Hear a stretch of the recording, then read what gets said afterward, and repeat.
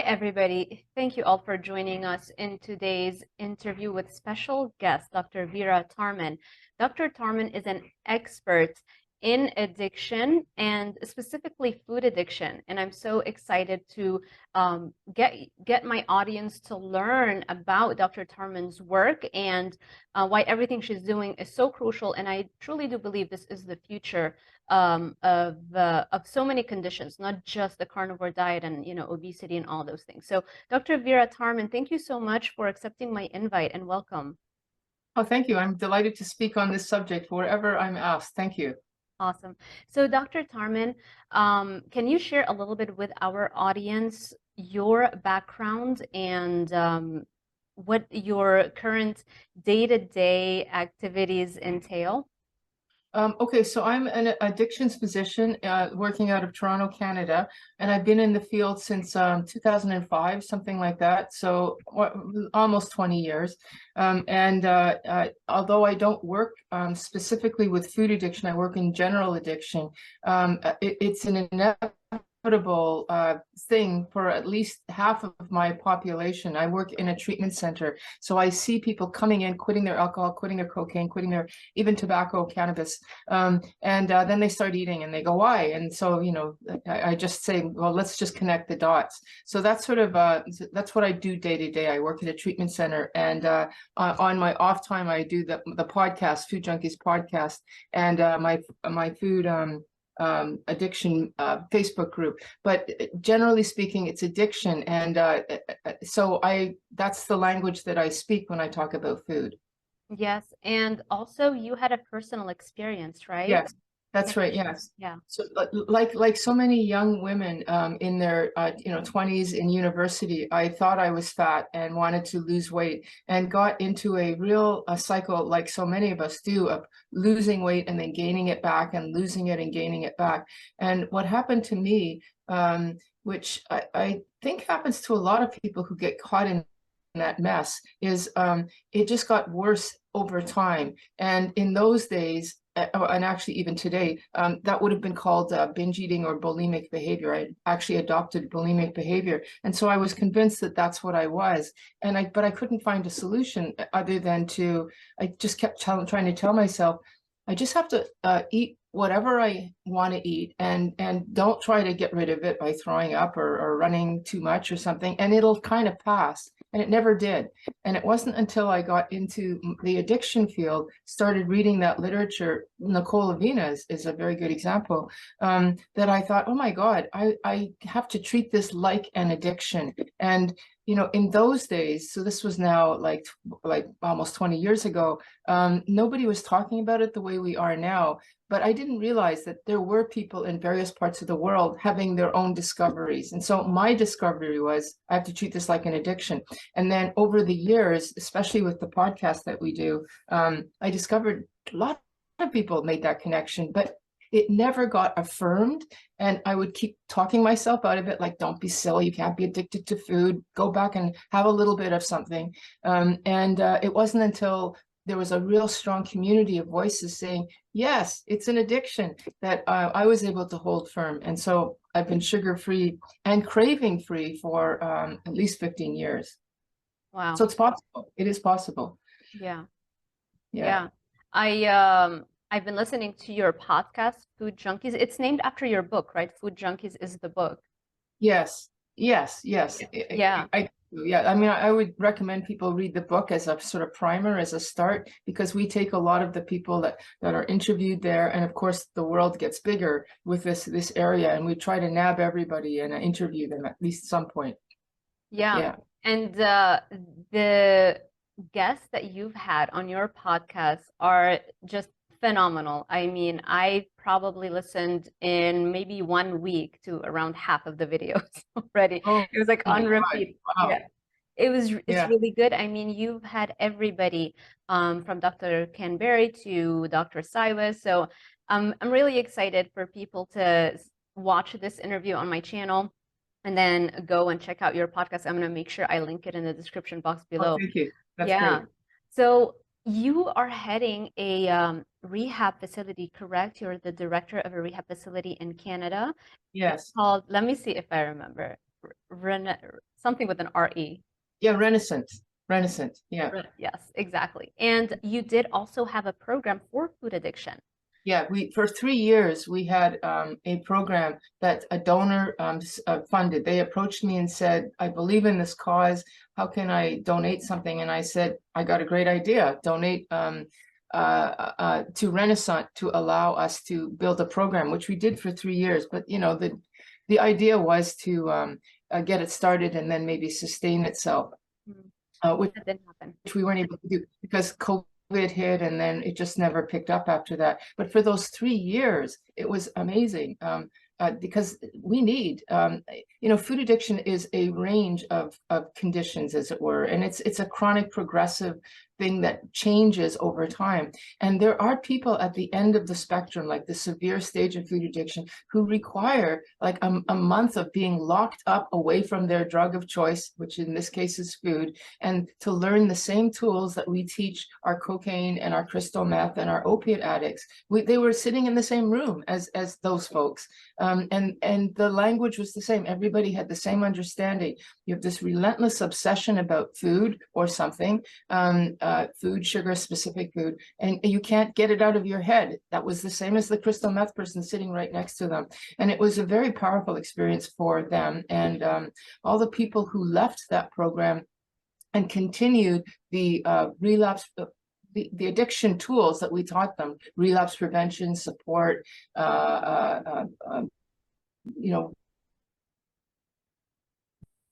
You froze for it's the ones who said, okay. Yeah, no, but it's just for a split second, but I got it. Yeah. Okay. Yeah, it's the ones who didn't really buy into it that went back out. The same way as the person who thinks, I think I can have 1 or 2 drinks now that I've been sober for a long time. And then, of course, they can't. They can for maybe a week or 2, or if they're lucky, 3 months, and then they're back. And the same thing happens with food.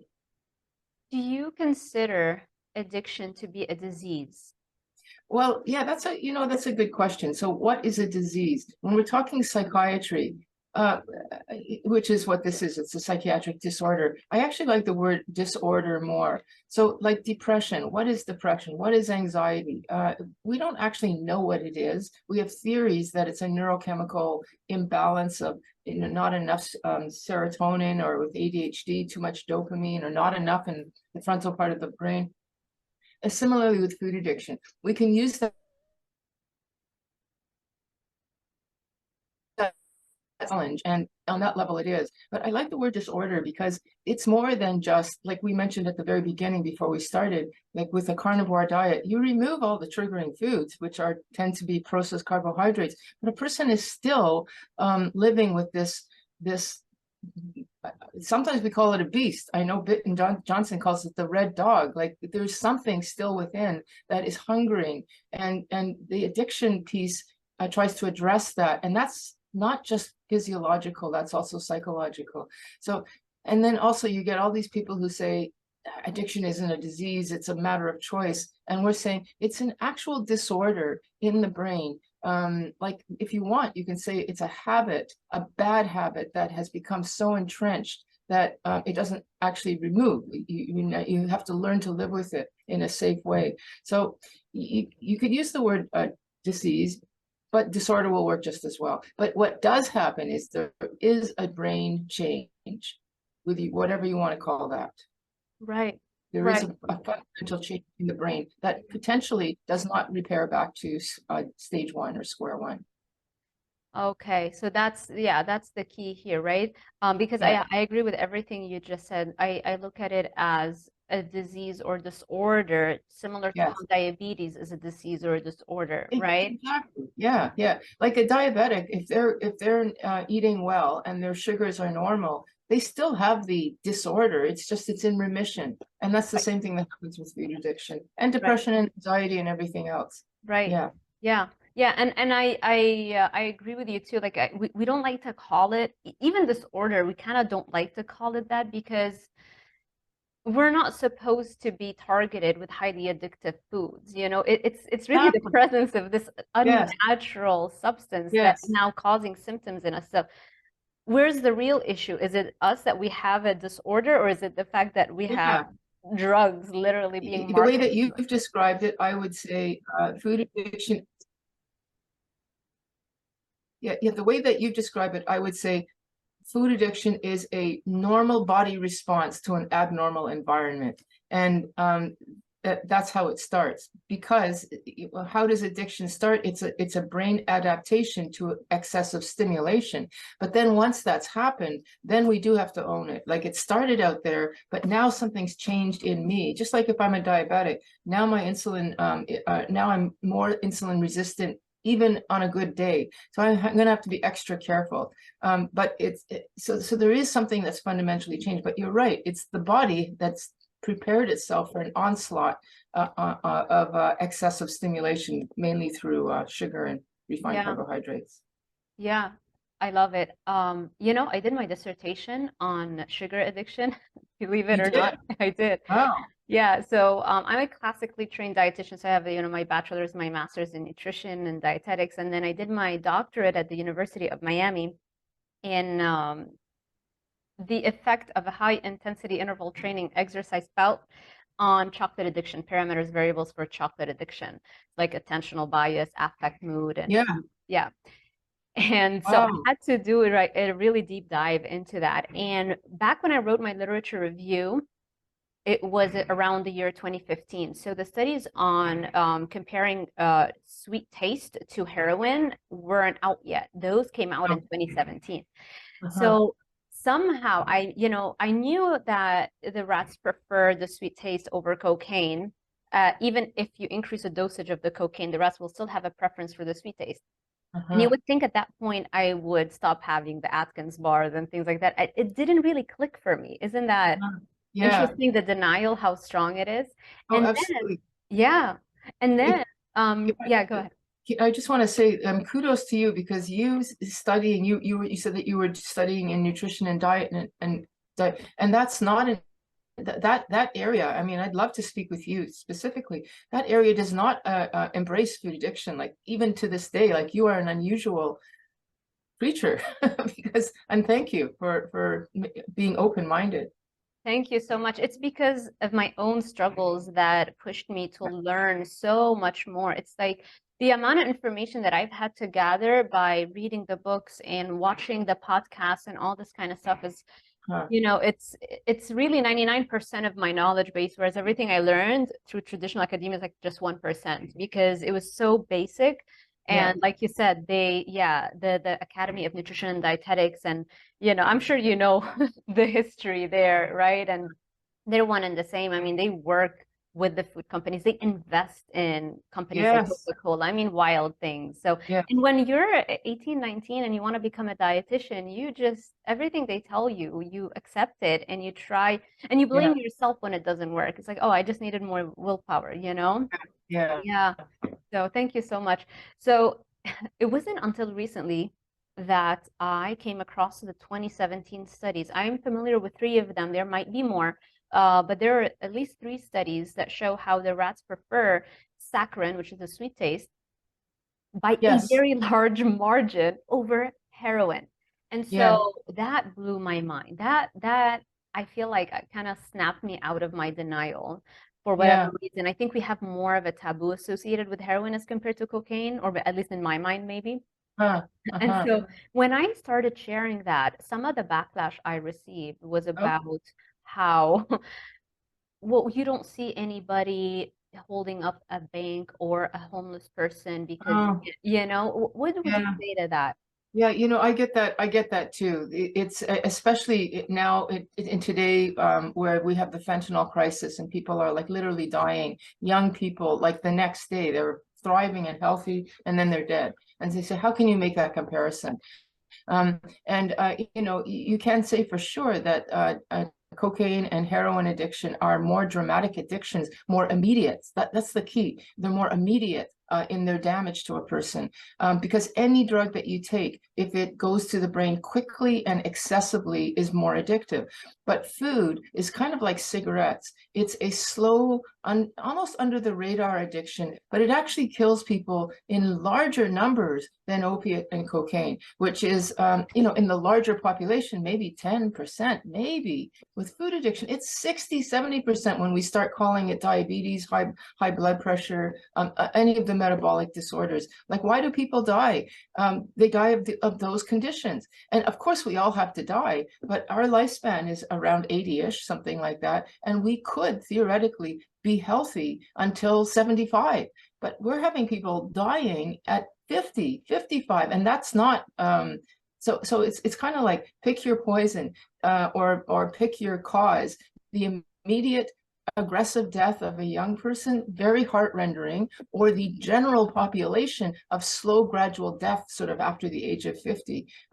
It's just as devastating, but it's on a different, it's like apples and oranges. Yeah, exactly. And I also was doing research on that to see, what could explain this difference in the way we perceive addiction and the Yes. intensity of addictions. I think people have this idea that only if you're gonna die right away from it, or in the span of 2-3 years, then that means it's a more serious addiction. Yes. The truth is, it might be in a societal cost, more intense, more quicker, Yeah. consequences, but doesn't mean that the pull that drug has on your brain is stronger. That's Yeah. the thing, because That's it. right? Yes. Yeah, and that's why I think, and you can correct me if I'm wrong, but I think I read that the criteria for addiction, they've removed even like tolerance, and they've removed even Withdrawal. They can withdrawals. remove withdrawal. Yeah, Yeah. so Yeah. how strong your pull and how much loss of control you have over that substance, Yes. that doesn't have to do with whether or not you're going to die in 2 or 3 years or not, right? And this is why we see those rat studies where the rats are pretty much preferring the sweet taste all the time, even over heroin. So that means the pull of the sweet taste is much stronger than the pull of the heroin. That's right. And that actually makes sense. One of the reasons why people get so up in arms about that is that they don't see that pull on themselves, because it's everywhere. People have a muffin in the morning and then they have a toast in the afternoon, or vice versa, and they don't see it themselves. But when we give them the challenge, okay, no sugar, like I'll say, I haven't had sugar for 15 years. And usually those people, their jaw drops and says, what? And to me, it's like, yeah, it's not that hard. But to them, it's hard because they're not actually seeing that hardness is actually what they perceive as impossible, as part of the addiction speaking. So there's that piece too, that most of society is addicted and doesn't even see it. We call that denial in the addiction world. The more you're in it, the less you see it in yourself. So that's the first thing. And then the second thing is that our body is engineered to desire sweet, because our brain needs glucose. And of course, we have a backup system of ketones, but you have to adapt to that. The default mode, especially if you've been eating a lot of carbohydrates, is to prefer glucose. So which means you want. And so we're already built, especially if we've been eating in this world for high carbohydrate world forever, we're built to prefer sweets.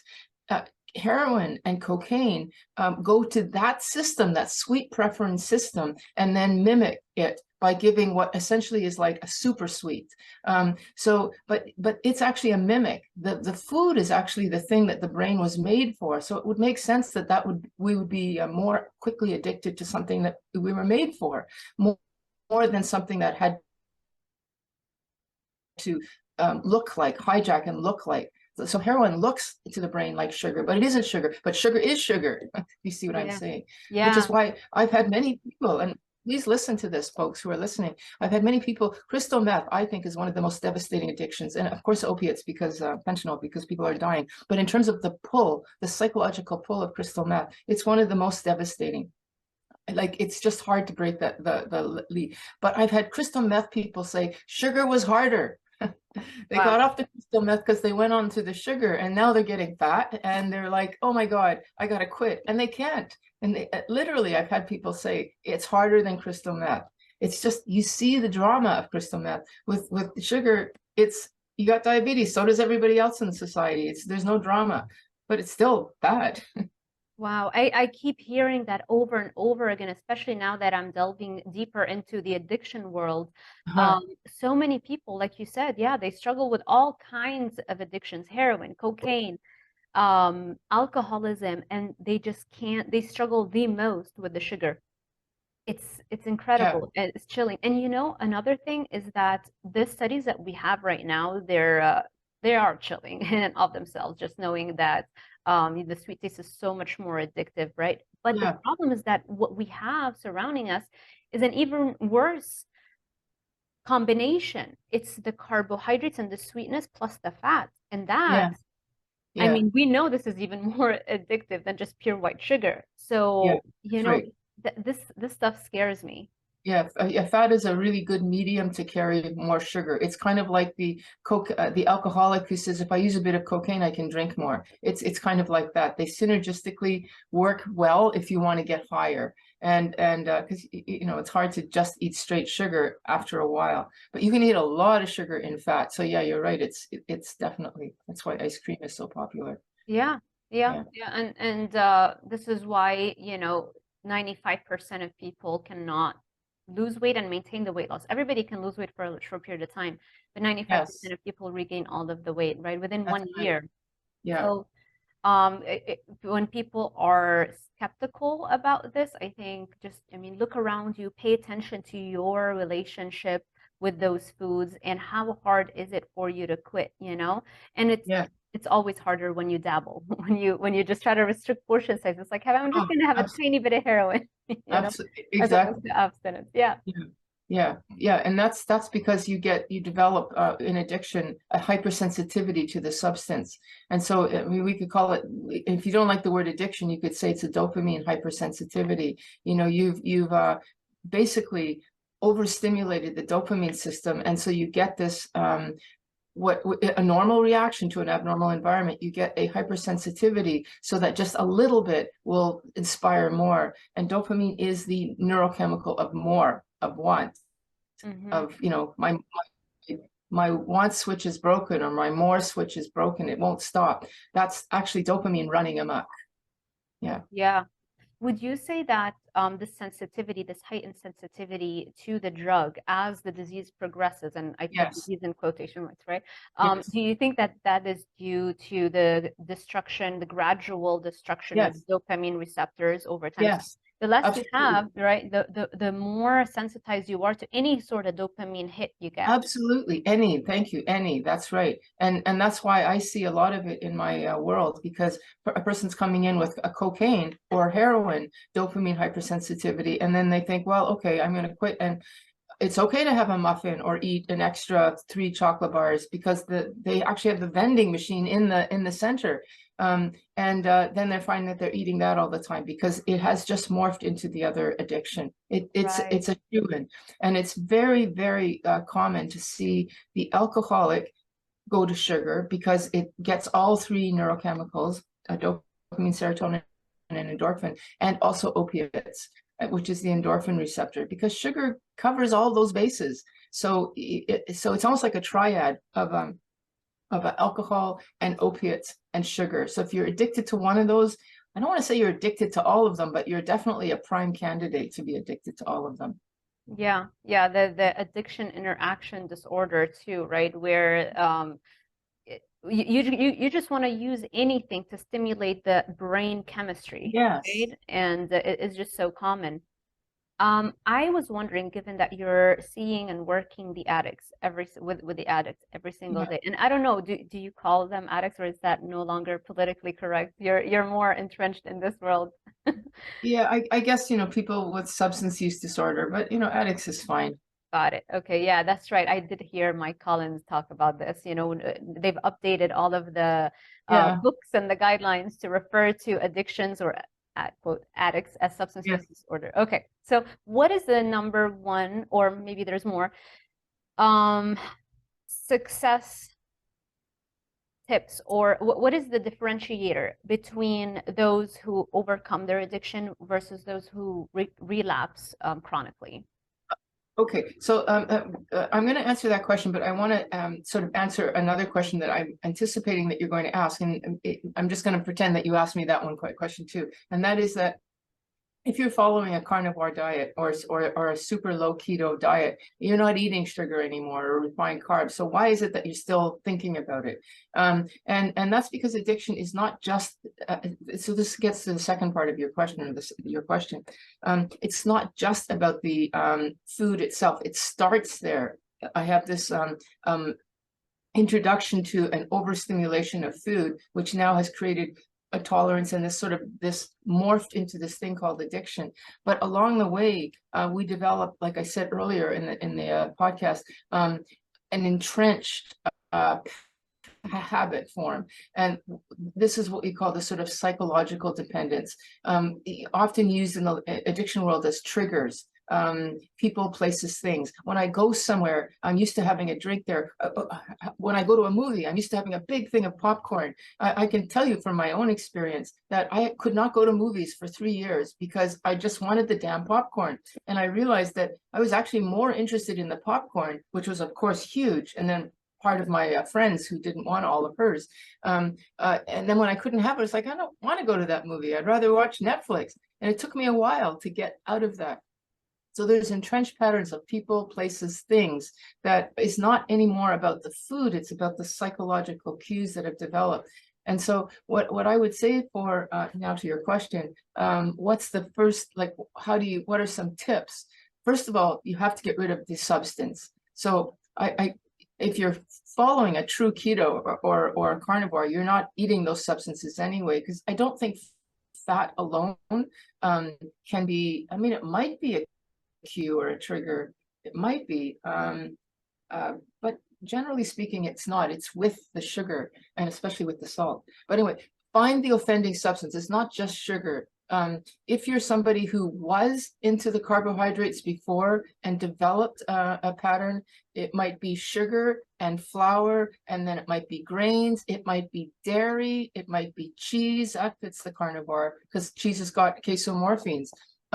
So you develop, you have to find out what your trigger foods are. Almost inevitably, it's sugar. Get rid of them. And like you said earlier, there's no dabbling or what we call moderation, because that only stimulates that dopamine, which makes you want, because dopamine is want. So in the same way as you wouldn't eat sugar, and your sugars will, like your blood sugar will go up if you're diabetic, the same way if you eat sugar, if you're an addict, your dopamine will go up, as it were. And like hyperstimulated, and so then therefore you get caught in the message. Right. You froze for a second. So if you're pure carnivore, pure keto, you got to do this. Yeah.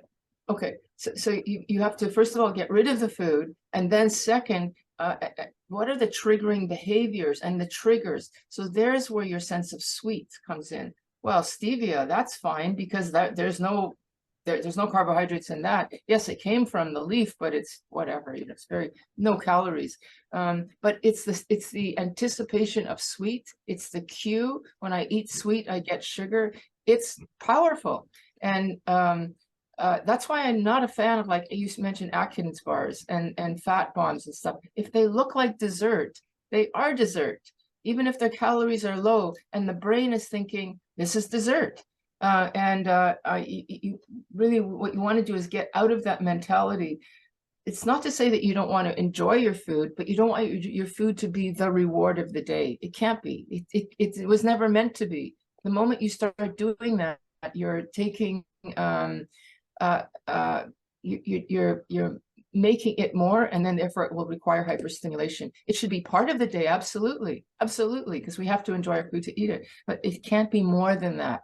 So that means that you've got to find something else in your life. So the addiction platform is looking at, now I've stopped the substance, now how do I live without the substance? And that's I think, Sarah, where you're picking up. This is an important issue. It's not just about only eating non-carbohydrates. It's about, now how do I live happily living in that world? And that's possible. It's because the person hasn't addressed all those other cues, which make people unhappy. I'm gonna let me just finish one more thing here, and then go on to another question. A great example of this is we have I'll have a guy who's an opiate addict. So he needs his methadone or his opiate or whatever it's going to be to get clean. So then he goes to jail, and eventually they might not give him his opiates or they might not give him his methadone, whatever. Eventually he gets off the opiates. Now he's clean, and so 1 year later, totally no opiates in jail, nothing. He should be free of the drug. Walks out, and what happens on day 2? He picks up the drug again. Why? Because he's meeting his buddies. He doesn't know what else to do. And you know, that pull to pick up a drug when you don't physically need it is actually more powerful than the actual withdrawal. So if you're not addressing that secondary piece, the cues, the entrenched habits, you're a walking target for a relapse. Perfect. Exactly. Yes. And because the physiological dependence is literally the first maybe few weeks, maybe to like, okay, I know we say it takes 2 years for brain chemistry to get back to normal, but really the vast majority of the physiological dependence goes away in the first few weeks, right? That's right. That's right. And sugar the same. But if you, by the way, if you dabble, as you said, you just prolong the agony. It's like somebody's trying to quit smoking. You know, they're at a pack a day, and then they go to a half a pack, and then to 5 cigarettes a day. They're still constantly wanting a cigarette, and they'll eventually go back up to their pack a day. They have to actually literally stop. And that's the same with sugar. It sounds hard, and it is hard, but only for a few weeks, and then you're free. Exactly. Yeah. And so that's why the vast majority of the work has to do with figuring out better habits so that when you do want to hang around with friends, you know, what are things that are different than what you used to do that would bring you the same level of joy, same level of dopamine activation, right? Yes. And it's not going to be easy because it takes what, like 66 days to form a new habit. Or 66 tries of the same different situation to form a habit, you know? But the other thing is that the person has to realize, yes, there's time. And then, you know, the word recovery is you want to recover your own natural ability to live life, your own joy and your own excitement, which is dopamine and serotonin and endorphin. You want to recover those. But the other thing is that this is hard for the addict to hear. I'm going to use the word addict here, is that you're never going to get that same high because that was never meant to be. Like the high that a person gets with drug or with food is we're given that by God, like our God-given nature or our evolutionary whatever. We're given that to have the occasional great day after I've done a good job, after I got married, after I got my certificate or degree. You know, you have those amazing days. So we're given the opportunity to have that amazing experience, but only a few times in our life, not every weekend or every night. And so you're stealing into that territory. So what the person has to learn is life is not going to be a wedding every day. It's not going to be, you know, winning the jackpot every day. It's going to be in the 12-step world, we call it, you're going to trudge your road to happy destiny. Trudge, because a lot of times life is kind of trudging. However, there's going to be those moments throughout that are meant to be to pick you up and give you inspiration. That's why you listen to inspiring speakers and stuff. It doesn't last forever, but it gets you through the trudge until the next inspiration. Very interesting. Yeah. And I think so you can't expect food to give you that high all the time. Just make it pleasant, and occasionally it'll be amazing. Right, right. I agree. And the thing is, if you're having that high every day with the Ben and Jerry's or whatever, then, you know, you're still drudging. Is that the word? Trudging, right. You're still trudging, right? The next day, all day long, until you have your hit again. So it's the same. Anyway, you're not getting any better or more, And the trudge is much worse. It's much exactly. Yeah. much life is just not super exciting, it's still okay.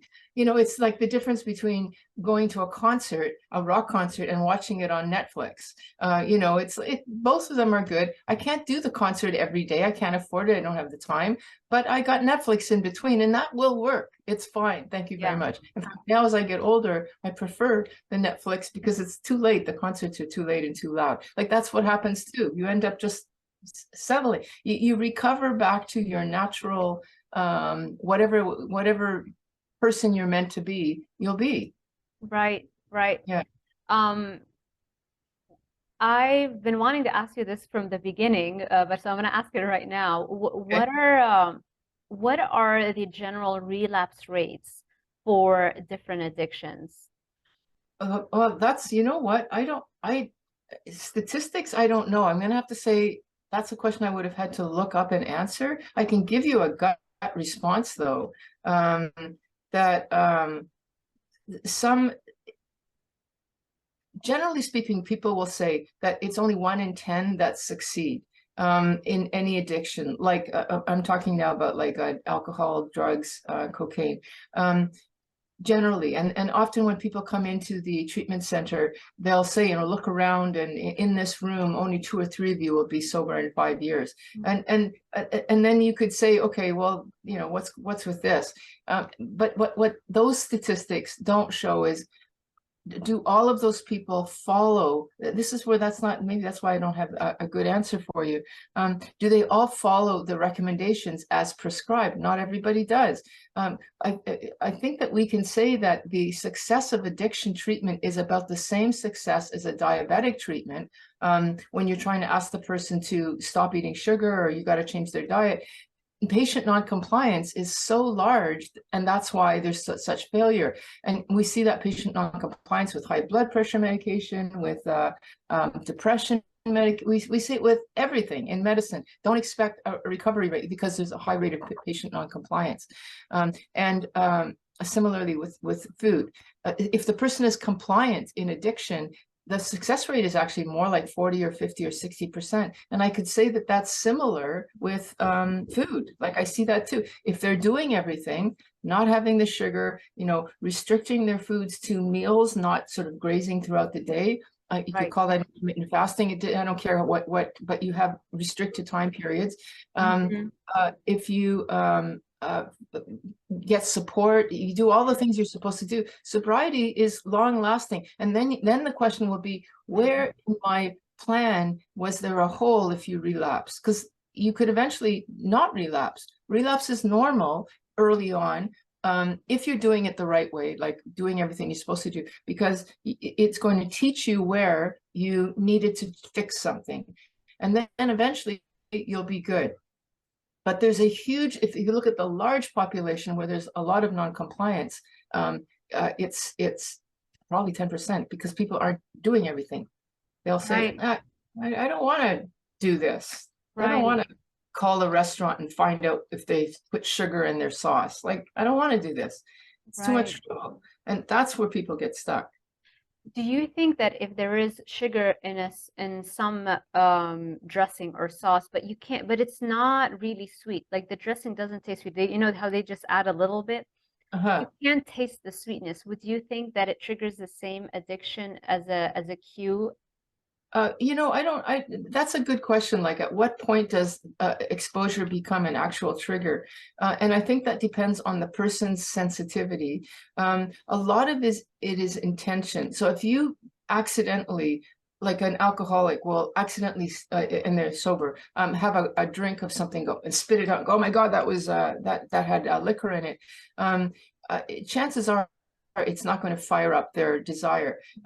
If they took that with the intention to have, let's just have a sip, it's actually the intention that causes the problem. It's the psychological piece. You've had some level of protection, which now has had a crack, and the addiction looks for those cracks. If it's sweet and you spit it out, I don't think exposure is a problem. But if your brain goes, hey, that was okay, that wasn't bad, this is actually how a person with addiction relapses. They have one cigarette or they have one whatever and they go, that wasn't so bad. And then what happens is they start thinking, okay, well then why don't I have another one, but just one? And that's actually the dopamine working, not as a, oh, I want this. It's in the conniving rationalizations. So I think it's more, yeah, I guess that's my answer. When it's a minor amount, I think it's the intention. And then, if you actually get high off of it, like you have a whole piece of something and you go, oh wow, I really like that. Then and you actually taste it and remember the taste, that's another problem because that's triggering the receptors then. Yeah, I love that answer so much, and I love the intention piece because it just goes to show you the power of our psychology and the power of Absolutely. our mindset, right? Yeah, And which, it's like the guy out of jail after a year, and that is an addiction that is as powerful as the initial withdrawal. yeah, Yeah, yeah, exactly. Which brings me to the last question that I actually would love to interview you again. When because right now I mentioned that I'm in Daytona Beach on vacation. It's a little yeah. bit crazy. I barely got enough sleep last night, so I feel like I need to You're do another passionate. one, with You're the very passionate about this. That's good. I absolutely am, and just you have a wealth of knowledge and information. Um, so the question is, let's say you restore dopamine receptors with intense exercise, eating right, and let's say balancing your hormones, your microbiome improve. Yeah, All those things are going to restore higher baseline levels of circulating dopamine and increased number of dopamine receptors. So let's say you have that in place and that person kind of healed the addictive part of the brain. Can they go back and yeah. have the This, moderation with, let's okay. say, So yeah. this is where I would say it's better to say you're in remission. So if you were uh, again, it's a line, and if you're early stage, because of the fact that we're living in a society where any food addict or not, you're going to eat addictively because that's the job of the food industry is to make those foods addictive. And if you haven't actually had any actual tolerance develop or anything, any of those gradual changes in that toxic environment, and then you just realize, hey, I'm eating addictively. I've eaten too many Girl Guide cookies. I got to stop. That's not good. Then yes, you can moderate because nothing's changed. But if there have actually been changes, it's like with diabetes with insulin resistance. Once there's been a change, you're in remission. But the moment you introduce yourself back to that environment, bam, it comes back. You're back to your sugars are super high or your dopamine cravings are super high. I don't think there's a line at which you cross at which no, there is no going back. Right. There is not. But if it's early, that's what we say, and that's why it's useful to know. Am I just addicted to food because it's addictive food, or is it because I'm actually now becoming food addicted? Like the syndrome of food addiction has actually developed. That's why that term disorder and disease, it's more than just a response to the environment. Now something's changing in me. And if that's changed in me, there's no going back. I have to now be super careful. I am now Right. a person in remission. I can look normal, but as long as I stay eating well.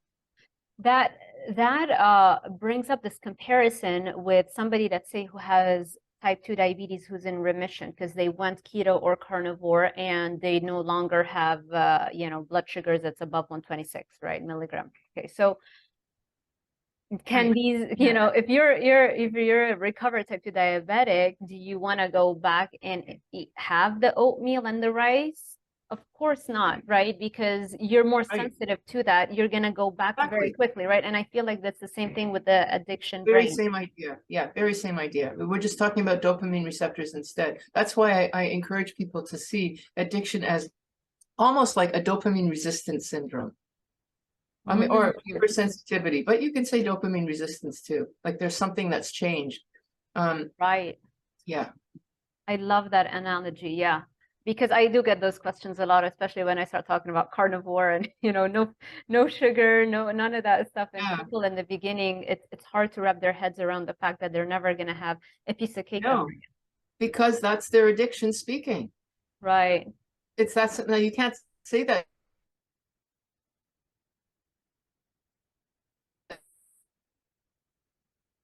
Uh-oh. We have another break in our internet connection.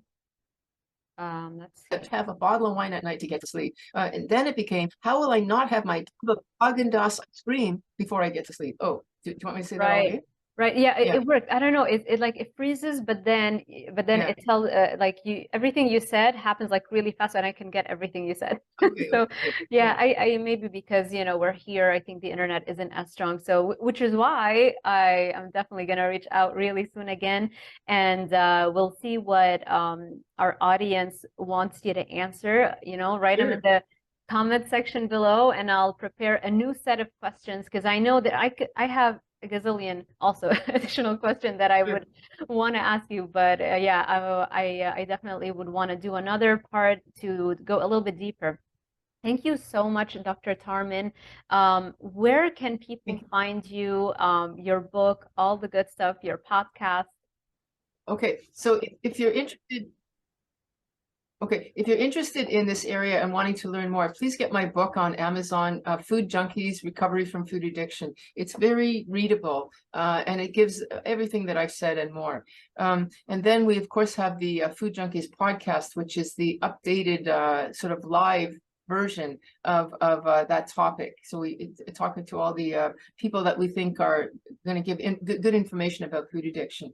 And then I have my Facebook, I have my YouTube channel as well, which has all of the social media that I do, whoever is willing to let me have links, including the podcast. So that's just Vera Tarman. And then we have a Facebook group, which is free, that's called I'm Sweet Enough, Sugar-Free for Life.